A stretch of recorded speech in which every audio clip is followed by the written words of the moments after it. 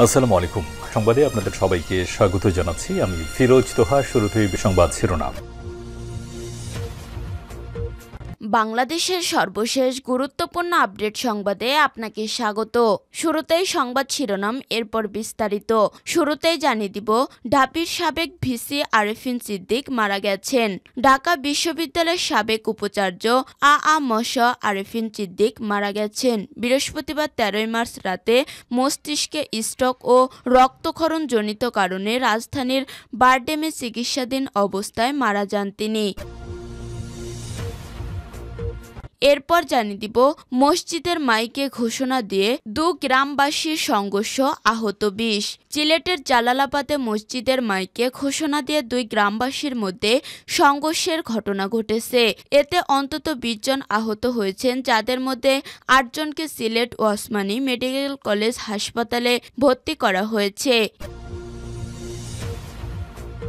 এদিকে জনগণ ও সেনাবাহিনীদের মধ্যে দূরত্ব কমাতে হবে।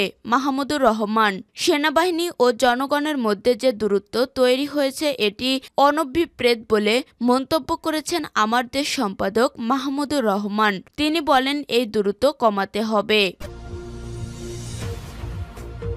এরপর জানিয়ে দিব, জুলাই ঢাবিতে শিক্ষার্থীদের উপর হামলা, 122 শিক্ষার্থী ও 70 শিক্ষক শনাক্ত।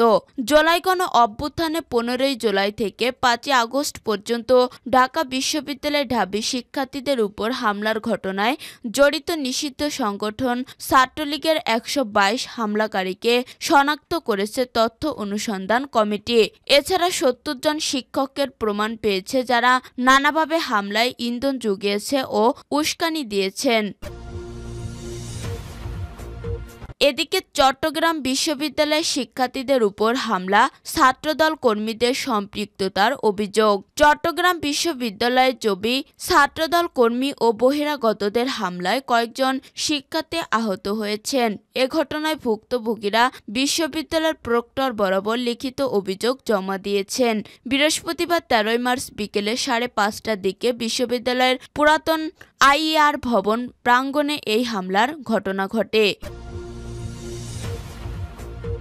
এবং সর্বশেষ জানিয়ে দিব, 37টির মধ্যে 60টি রাজনৈতিক দল সংস্কার বিষয়ে মতামত দিয়েছে। অন্তর্বর্তী সরকারের কাছে জমা দেয়া সংস্কার কমিশনগুলোর প্রতিবেদনে উল্লেখিত সুপারিশগুলোর মধ্যে 37টি রাজনৈতিক দলের মধ্যে 60টি রাজনৈতিক দল মতামত দিয়েছে। বৃহস্পতিবার 13 মার্চ প্রধান উপদেষ্টার কার্যালয় থেকে এক বিজ্ঞপ্তিতে এই তথ্য জানানো হয়েছে। প্রিয় দর্শক, এতক্ষণ শুনছিলেন সংবাদ শিরোনাম, এরপর বিস্তারিত। তবে তার আগে বন্ধু, জানিয়ে দিন আপনি কোন স্থান থেকে আমাদের সংবাদটি দেখছেন এবং শুনছেন। জানিয়ে দিন এই সংবাদ সম্পর্কে আপনার মূল্যবান মতামত। আর বন্ধু, আপনি যদি আমাদের চ্যানেলে নতুন হয়ে থাকেন তাহলে ভিডিওটি দেখতে দেখতে চ্যানেলটি সাবস্ক্রাইব করে রাখুন, যাতে করে আমাদের পরবর্তী সংবাদগুলো সবার আগে আপনার কাছে পৌঁছে যায়। এবারে বিস্তারিত। ঢাবির সাবেক ভিসি আরেফিন সিদ্দিক মারা গেছেন। ঢাকা বিশ্ববিদ্যালয়ের সাবেক উপাচার্য আ.ম.স. আরেফিন সিদ্দিক মারা গেছেন। বৃহস্পতিবার 13 মার্চ রাতে মস্তিষ্কে স্ট্রোক ও রক্তক্ষরণ জনিত কারণে রাজধানীর বারডোমে চিকিৎসাধীন অবস্থায় মারা যান তিনি। গেল কয়েকদিন হাসপাতালে লাইফ সাপোর্টে ছিলেন ডক্টর আরেফিন সিদ্দিক। পরিবার সূত্রে জানা গেছে, অধ্যাপক আরেফিন সিদ্দিক ইব্রাহিম কার্ডিয়াক হাসপাতালে নিউরোসার্জন অধ্যাপক নজরুল ইসলামের তত্ত্বাবধানে চিকিৎসাধীন ছিলেন। গেল 6 মার্চ ঢাকা ক্লাবে রমনায় দাঁড়িয়ে কথা বলার সময় হঠাৎ পড়ে যান। এরপর তাকে ইব্রাহিম কার্ডিয়াক হাসপাতালে নিয়ে যাওয়া হয়। সেখানে চিকিৎসা শুরুর পর তাকে নিউরো আইসিইউতে স্থানান্তর করা হয়। প্রসঙ্গত, গণযোগাযোগ ও সাংবাদিকতা বিভাগের সাবেক চেয়ারম্যান অধ্যাপক আ.ম.স. আরেফিন সিদ্দিককে 2009 সালে ঢাকা বিশ্ববিদ্যালয়ের 27তম উপাচার্য হিসেবে নিয়োগ দেওয়া হয়। 2017 সালে তিনি উপাচার্যের দায়িত্ব পালন শেষ করে আবারও গণযোগাযোগ ও সাংবাদিকতা বিভাগে অধ্যাপক হিসেবে যোগ দেন। 2020 সালের জুন মাসে বিশ্ববিদ্যালয়ের শিক্ষকতা থেকে অবসরে যান তিনি।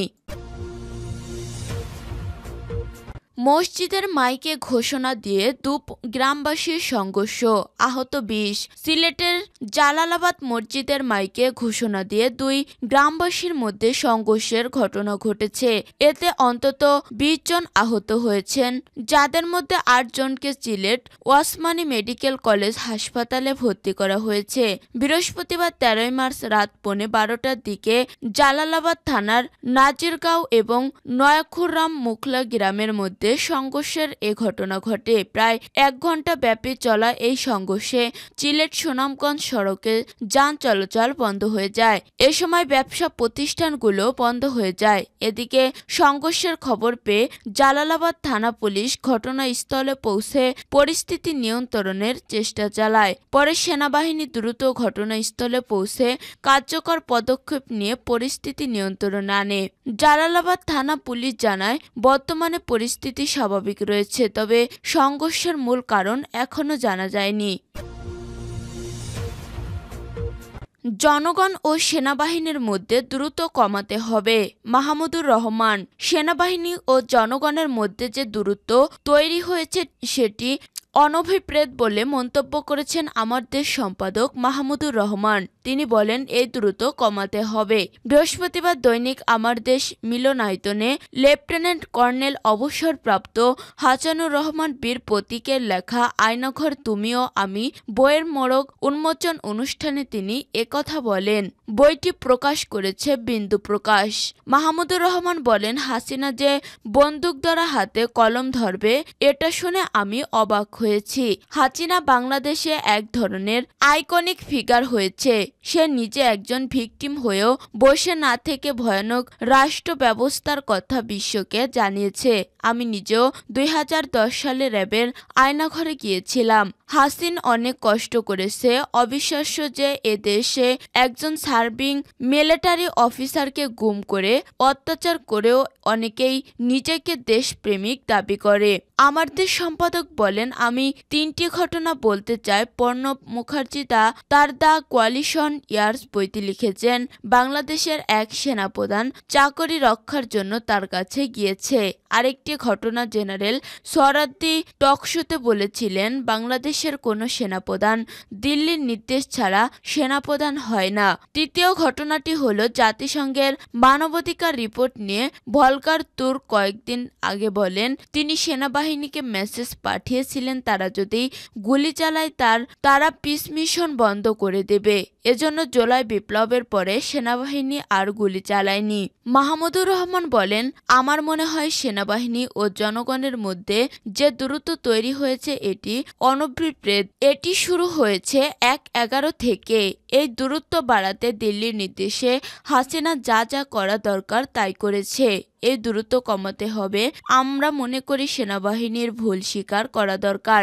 লেফটেন্যান্ট কর্নেল হাসিনুর রহমান আয়নাঘরে বন্দী থাকা অবস্থায় অভিজ্ঞতা তুলে ধরেছেন বইয়ে। তিনি বলেন, সরকারের স্বৈরাচারিতার কারণে এই বই লিখতে বাধ্য হয়েছি। চেষ্টা করছি সেনাবাহিনীর সঙ্গে ভালো সম্পর্ক রাখতে, তবে সেনাবাহিনী কোনো গুরুত্ব দেয়নি। বইয়ের উপর আলোচনায় অংশ নেন ব্রিজে অবসরপ্রাপ্ত হাসান নসির, কূটনৈতিক সাকিব আলী, এবি পার্টির সাধারণ সম্পাদক ব্যারিস্টার আসাদুজ্জামান ফুয়াদ, আজিজ খান ইকবাল চৌধুরী, বিন্দু প্রকাশের নির্বাহী প্রকাশক মাসুদ হেলাল জব্বার প্রমুখ। জুলাই ঢাবিতে শিক্ষার্থীদের উপর হামলা, 122 শিক্ষার্থী ও 70 শিক্ষক শনাক্ত। জুলাই গণ অভ্যুত্থানে 15 জুলাই থেকে 5 আগস্ট পর্যন্ত ঢাকা বিশ্ববিদ্যালয় ঢাবি শিক্ষার্থীদের উপর হামলার ঘটনায় জড়িত নিষিদ্ধ সংগঠন ছাত্রলীগের 122 হামলাকারীকে শনাক্ত করেছে তথ্য অনুসন্ধান কমিটি।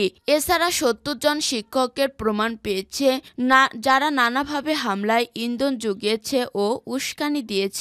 হামলায় বিশ্ববিদ্যালয় প্রশাসনের অবহেলা খুঁজে পেয়েছে কমিটি। বৃহস্পতিবার 13 মার্চ বিকেলে ঢাবির উপাচার্য অফিস সংলগ্ন লাউঞ্জেও উপাচার্যের হাতে তদন্ত প্রতিবেদনটি জমা দেন জুলাই হামলায় সংক্রান্ত তথ্য অনুসন্ধান কমিটি আহ্বায়ক ও আইন বিভাগের সহযোগী অধ্যাপক কাজী মাহফুজুল ইসলাম সুপন। এ সময় তথ্য অনুসন্ধান কমিটি প্রায় 550 পাতার একটি প্রতিবেদন উপাচার্য বরাবর জমা দেন। কাজী কাজী মাহফুজুল ইসলাম সুপন বলেন, জুলাই আন্দোলনের সময় ঢাকা বিশ্ববিদ্যালয় 15ই জুলাই থেকে 5 আগস্ট পর্যন্ত যত হামলা হয়েছে আমরা তার সবকিছু এ প্রতিবেদনে আনার চেষ্টা করছি। সেখানে আমরা দেখছি 15ই জুলাই ঢাকা বিশ্ববিদ্যালয়ের নারী শিক্ষার্থীদের উপর পরিকল্পিতভাবে হামলা করা হয়েছে, যেখানে 122 জন ঢাবি শিক্ষার্থী যারা হামলায় জড়িত তাদের প্রত্যক্ষ প্রমাণ আমরা পেয়েছি। এছাড়া বহিরাগত ও অনেক শিক্ষার্থীর প্রমাণ আমাদের হাতে এসেছে এবং এই প্রতিবেদনটি সিন্ডিকেট থেকে পাশ হয়ে আসলে আমরা তাদের সংশ্লিষ্ট প্রতিষ্ঠানকে জানাবো এ বিষয়ে পদক্ষেপ নিতে। এছাড়া যারা শিক্ষা প্রতিষ্ঠানের না তাদের বিরুদ্ধে মামলা দিতে বলা হয়েছে। হামলাকে পূর্ব পরিকল্পিত উল্লেখ করে মাহফুজুল হক বলেন, 15ই জুলাইয়ের হামলা ছিল পুরোটাই পরিকল্পিত। সেখানে দুটি গ্রুপ ছিল। সাদা ক্যাপ পরিহিত একটি গ্রুপ ঢাকা বিশ্ববিদ্যালয়ের মল চত্বরে, আরেকটি গ্রুপ ঢাকা মেডিকেল কলেজের জরুরি বিভাগের সামনে। হামলায় সরকারি বাংলা কলেজ, কবি নজরুল কলেজের শিক্ষার্থীদের ও পাওয়া গেছে। আগে থেকে পরিকল্পনা না হলে তাদের সম্ভব না। কমিটি আহ্বায়ক বলেন, ঢাকা বিশ্ববিদ্যালয়ের মেডিকেল সেন্টার, ঢাকা মেডিকেল কলেজের জরুরি বিভাগের ফটকের এবং জরুরি বিভাগের ভিতরেও হামলা হয়েছে। ডাক্তারদের চিকিৎসা না দিতে বলা হয়েছে, সেসব ভিডিও আমরা পেয়েছি। প্রতিবেদনে কমিটি জানায়, হামলার নিষ্ক্রিয়তম দিক ছিল নারী শিক্ষার্থীদের উপর হামলা এবং হাসপাতালে গিয়েও হামলা করা হয় এবং ডাক্তারদের চিকিৎসা প্রদান বাধা দেওয়া হয়েছে। এটিকে তারা যুদ্ধ অপরাধ হিসেবে সাব্যস্ত করেছেন।